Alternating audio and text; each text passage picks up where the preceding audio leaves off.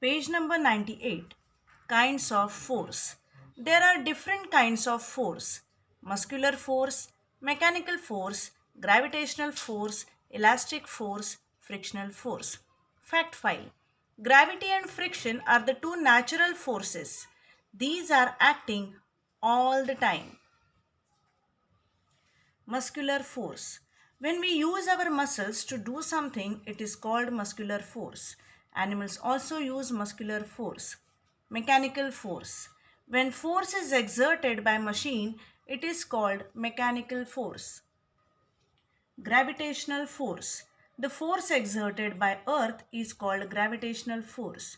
It pulls things towards Earth. If you throw a ball up in the air, it slows down, stops going up, then comes down. It happens because of the gravitational force of Earth. The earth attracts all objects towards itself. That's why leaves from a tree fall on the ground and do not go up. Due to gravitational force, we all are able to stand or walk, otherwise, we all would flow like hydrogen filled balloon. Elastic force, that is tension. The force exerted by elasticity is called elastic force. Elastic force is used to move catapult, helps climber on rope. It also supports goods in the shopping bags. Frictional force.